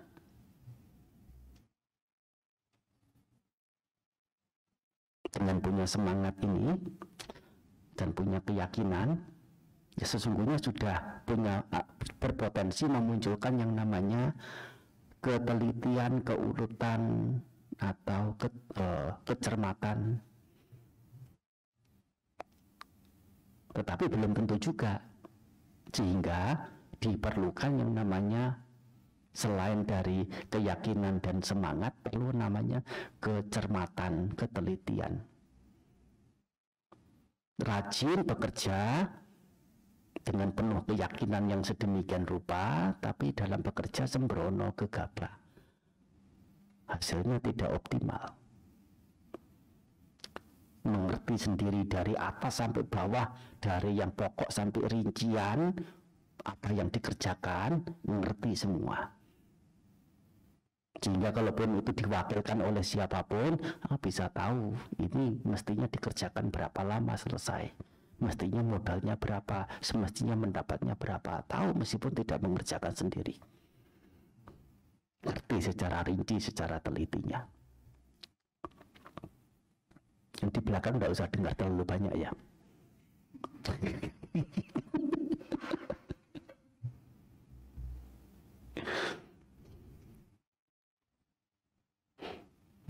Kalau tertarik bahaya nih.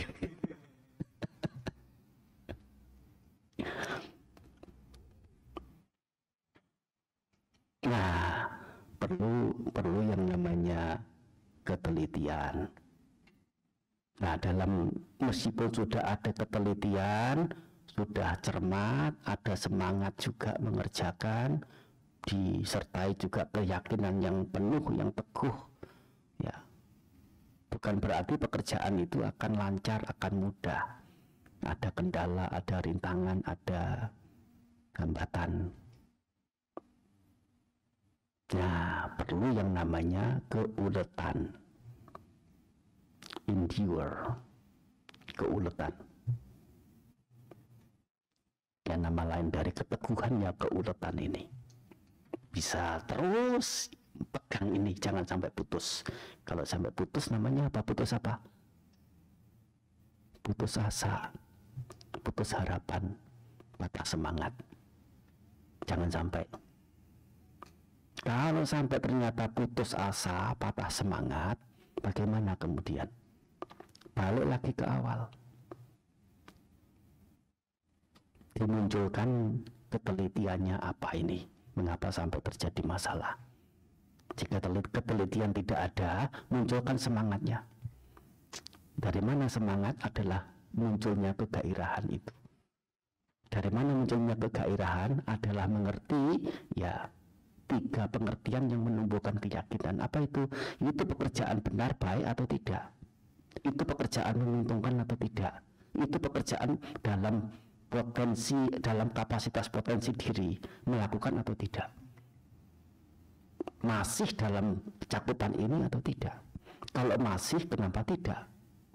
Untuk mengerjakan lebih lanjut. Akan memunculkan gairah, semangat, ketelitian, dan kemudian keuletan itu lagi. Mestinya bisalah ini, bisalah. Perlu ada keuletan, endure, keteguhan. Lebih dari itu, nah, ditopang juga dengan yang namanya wawasan-wawasan. Nah, ada perencanaan, ada observasi, ada program pemrograman, ada evaluasi, ada melihat pangsa pasar, kuartal ketiga ini lesu atau ramai, ya, bahan baku, kuartal kedua ini akan banyak atau tidak, bagaimana situasi dunia, bagaimana situasi lingkungan. Itu dalam evaluasi, ya, harus cari pengetahuan, termasuk juga apa yang perlu ditingkatkan, apa yang perlu dikurangi, apa yang perlu dirombak, teknik-teknik, cara-cara apa yang inovatif perlu diketahui untuk diterapkan dalam pekerjaan yang dilakukan.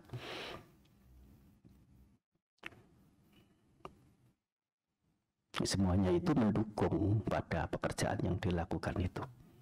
Namanya 5 kualitas itu, 5 potensi itu. Tapi ini saja ya tidak cukup tanpa ditopang dengan yang namanya kebajikan-kebajikan umum, murah hati, tidak terlalu pelit, ya. Kerja kalau terlalu pelit, teman kerja juga males, enggan, terlalu perhitungan.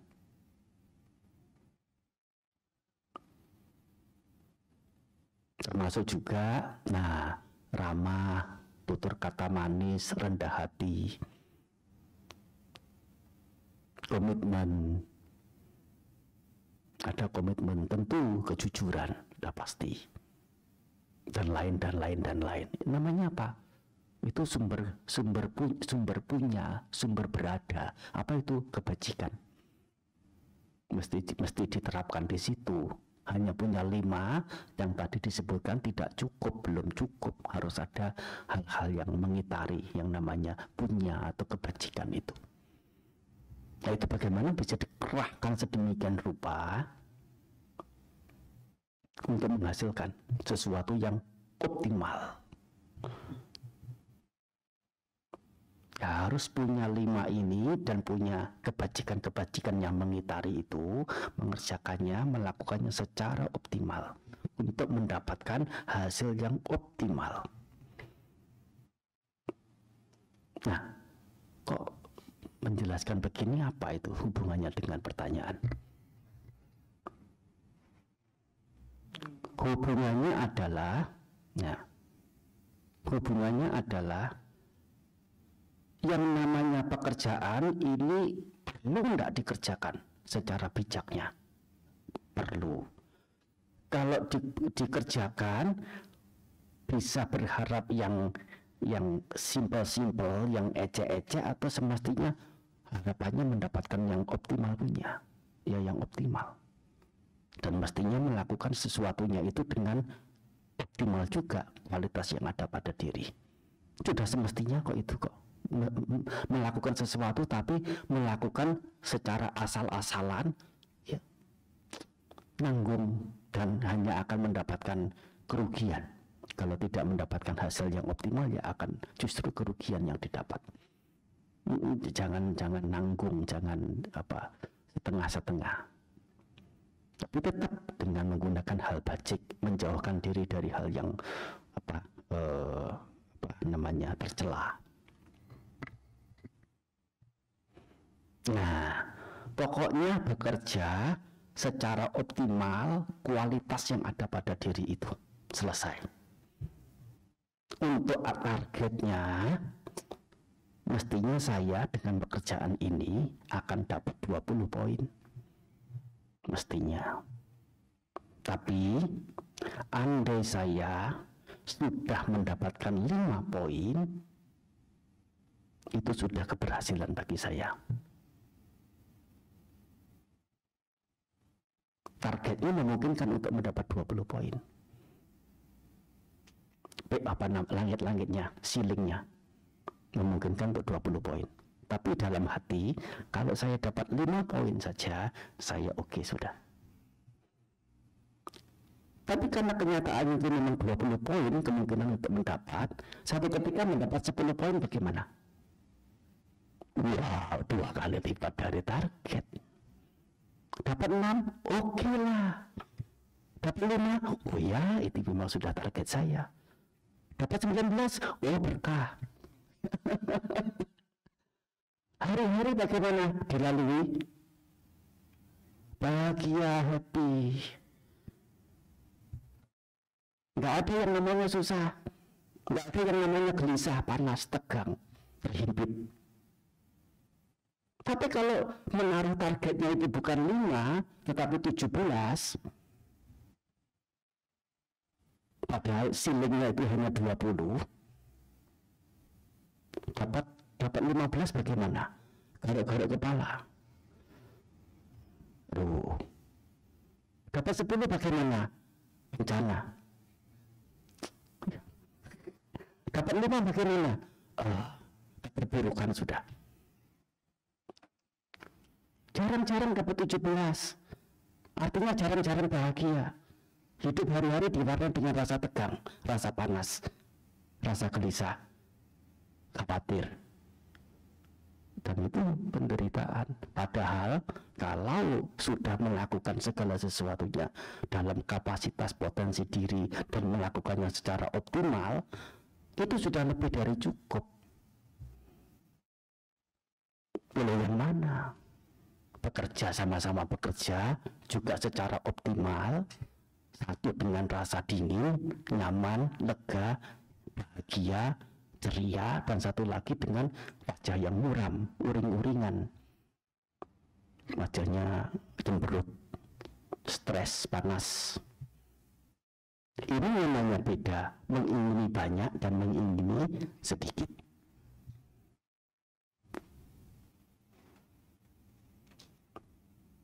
Untuk praktek bagi biku disesuaikan saja.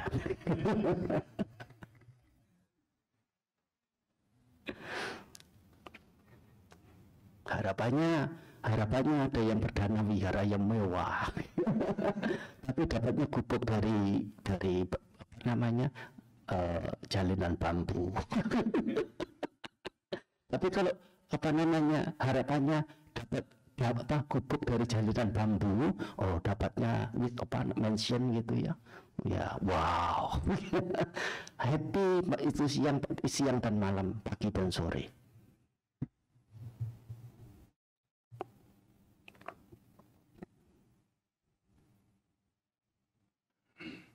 Make sense ya? Nah, mengingini sedikit bisa dipraktekkan oleh berumah tangga dan itu membawa bahagia siang dan malam.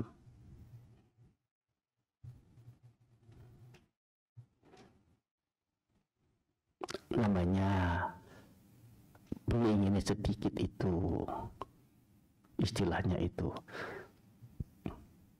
apicca, apa dan icca, appa, apa artinya sedikit, icca, iccha panjang, icca artinya mengingini, apa artinya sedikit, apicca, atau apa usuka itu mencari, apa sedikit, apa usuka menjadi aposuka. Usuka, USSUKA, usuka, mencari sedikit, yaitu punya target yang sedikit, punya target yang rendah. Tetapi apa yang mesti dilakukan tidak setengah-setengah, harus sepenuhnya. Semua kualitas diri yang ada dikerahkan seoptimal mungkin.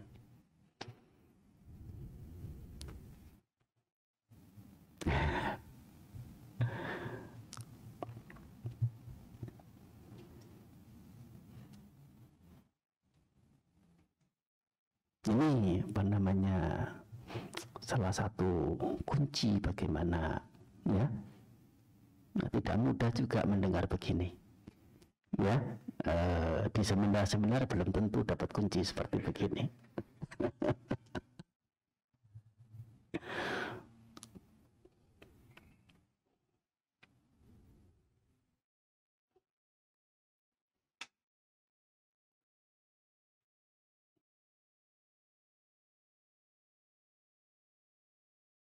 Cukup lah ya. Targetnya sampai 8:30. Ini hampir jam 9.